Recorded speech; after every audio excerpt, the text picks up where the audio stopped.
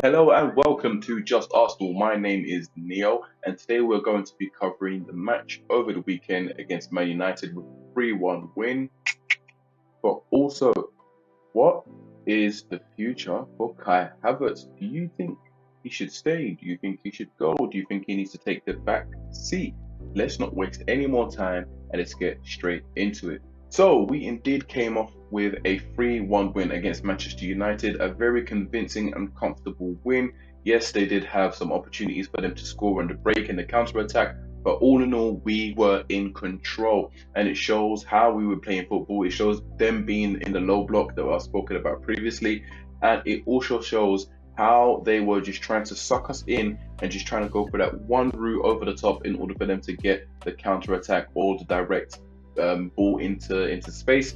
And yes, although it did work 2-3 times, that's all they had. They didn't try and attack us or hurt us in a different way. That was the only way that they could go for.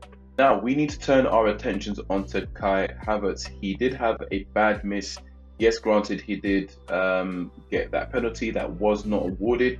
It did seem a bit soft. I didn't think it was a penalty, but he was a bit ghost for most part of our attack. Granted, he did come back and make some trackbacks, which was nice, and the stadium did actually give him a clap for all that, but he could have done better and more in the attacking phase. Now, my question to you is, should he remain in the starting 11 to give him more time, more experience in order for him to become more adaptable in terms of how Arteta wants to play?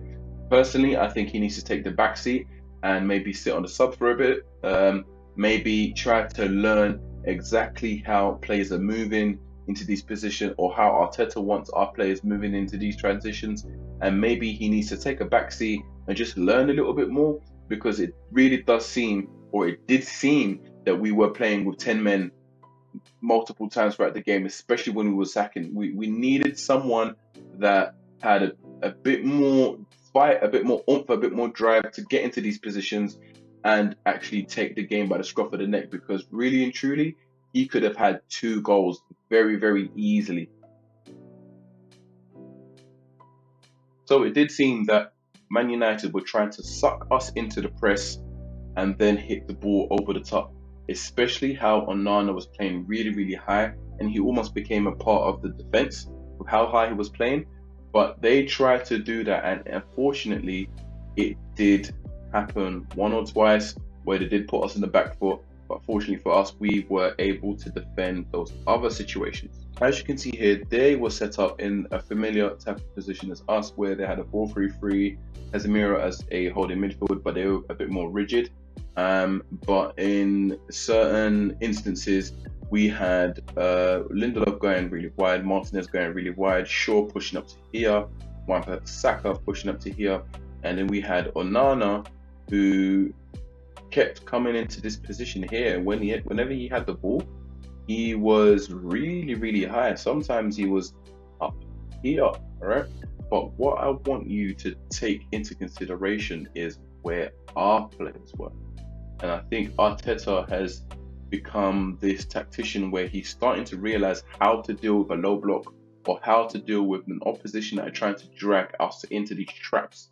And as you can see here, is that we didn't have Havertz or Nketiah going for Onana. We didn't have that, all right? Because we know that even if we apply pressure to Onana, who's got the ball here, he is that good with his feet as a goalkeeper that he can ping it to Rashford, ping it to Eriksen, and kind of distribute it how he wants to distribute it. But what we were seeing instead is that we were seeing Kai Havertz go for Casemiro, all right? And then Nketiah would go for either Lindelof or Martinez, depending on where the ball was. But on this side, we're going to place it here. And then Martinelli went there, Rice went over here. But what Rice was doing, he was coming in between Fernandes and Eriksen, depending on where the ball was. But again, ball was on this side, so Rice was over there, and it meant that Odegaard can be over here, or if we're really pressing him up, Odegaard would be over there, Saka would be over here, and Rashford would be dealt with there. And obviously, it didn't really leave too much space or too much opportunities in order for them to play from here to here because they'll get sussed out and we'll take the ball straight away. But leading up to the first goal scored by Man United by indeed Rashford, you saw exactly what they tried to do and it worked. But the only reason why it worked because we gave a sloppy pass from Kai Havertz, granted, but you could see exactly what they were trying to do. They got us into a position where Eriksen picked up the ball from a sloppy pass from Havertz, and then he proceeded to drive for a little bit before playing the ball into space for Rashford to run into. And in that position there, Rashford is very, very dangerous. He's great at bursting into this space and then kind of cutting into his right foot and scoring a goal, which he did, because it seems like whenever we lose the ball in the center of the pitch and our attack is kind of going a little bit gung-ho, we tend to lose possession and then the roles get reversed and we're on the back foot very, very quickly. Lucky for us, we do have some great defenders that are able to hold them at bay, but against teams in the Champions League, against top teams in the Premier League, we will be punished.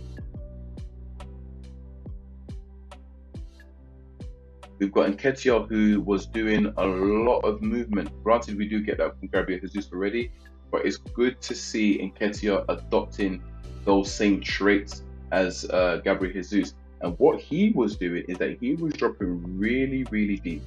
And Lindelof will follow, all right, which will leave gaps over here and over here. So Odegaard can come into here, over here. That'll leave Odegaard to come into over here, or Havertz to come into over here. And that's exactly what we saw when we got the penalty. Yes, it wasn't granted to us, but it was in a position where Wan-Bissaka's over here, Lindelof has followed Nketiah over there, as I've both marked them over here. Martinez is over there, Casemiro is slightly over here, and it's leaving space for Odegaard to run into. But in this case, Havertz ran into this position here, which meant two defenders, which I believe was Wan-Bissaka and Casemiro, or I think it was Martinez, to kind of have to double up on him and get the penalty. But this is what we was doing throughout the whole game. We was changing formations, we was moving players about to move their defense about and dragging them out of positions, out of their structure in order for us to penetrate them and actually hurt them. Now this is the lead up to us equalizing from their first goal. You've got Gabriel, who says he's pointing, right? So there's a big amount of space there, all right? That's exactly where we like to exploit. We like to exploit these half spaces that most teams leave. Most teams, they want to focus on the center of the pitch or on the sides, you know? They want to stop the wingers or the inside forwards from getting in or making a cross or whatsoever. But most teams, they still don't know. They probably will eventually, but they still don't know how to counteract other teams occupying the half space. And as you can see here, Gabriel points to Zinchenko or Martinelli, hey, go over there. And he makes that pass into here. And this gets to Martinelli, who cheekily does a back heel flick to Zinchenko. Zinchenko has the ball now. He plays a pass into Nketiah. Nketiah plays a one-touch pass into Martinelli. Again, this is very, very quick. And he plays a beautiful pass into Odegaard. Open space again. Space invading. Space. Zinchenko, space. Havertz just before, space. We are creating space all over the gap while they're trying to restructure themselves because they've been dragged in different positions, in different places. We're just getting into space and trying to hurt them with the space that we've created. Here is another example of our fluid change. We've got Saka, who's in the center, all right? But what does that mean? That means that Ben White has to get up here for him to become the widest midfielder or the widest forward. And then obviously we've got Rice and Odegaard doing a bit of looking around to see where the dangers are. But this shows how fluid we are because we have Saka in the center here, Ben White over here, and then the ball has come to Ben White. He has done a cheeky little cross that has gone through the legs of the defenders and it's gone to Saka, who should have scored but unfortunately didn't. And here is the reason why we are creating so many chances where we're not just being a rigid formation or players are just staying there. We are changing formations and we are having players go into that formation and creating that interchanging movement that we've been able to achieve so far. Indeed, I have to give a massive shout out to two players in particular. Yes, granted, everyone played well that day, but two players in particular really, really stood out. First was Gabriel. Gabriel was formidable at the back, really, really solid. Especially when Højlund come on, you started to see the qualities that Højlund had. He had a bit of pace, had a bit of strength, and Gabriel just nullified that as well as being in good resonation with Saliba, and they were able to just nullify the attack and nullify anything else that come across. And you started to see a bit more of a solid sort of pairing between Saliba and Gabriel compared to Saliba and Ben White. And the next person that I'm going to talk about is Declan Rice. He was all over the place. He scored his goal, and what a celebration as well. You know that he wants to be a part of the squad. You know that even before he came into the squad, he wants to be a part of the squad. When Man City come knocking on the door, there are very few players, if not there are no players, that usually say no to Manchester City's knock. But here we are, Declan Rice, one of the best midfielders in the Prem and soon to be in the world. But it showed that he wants to be here at Arsenal Football Club, and he was on top of his game. He showed us exactly the reason why we bought him for 105 million for performances like that. The tackles all over the pitch, especially in the centre of the pitch, and for him to get a goal on the other end as well, he fully deserved that. And this is exactly why we brought him into this Arsenal team that are full of creative sort of players, and to bring that rigidness, that sturdiness, that defense, that grip into our team. So well done to those two big guys. Usually between Arsenal and Man United, I'm a little bit scared. And coming into the game, I was scared as well, because Man United are indeed a fantastic team with great history. But throughout the match, as the match kind of got on, and as the match is going on, I stopped feeling scared. I got a bit more comfortable because I didn't really see Man United giving us much of a threat.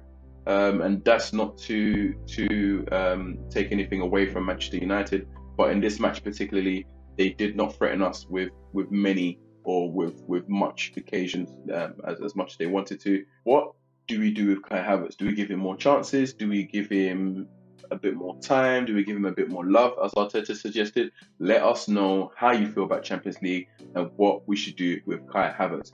And on that note, peace, take care, and I hope you have an amazing day.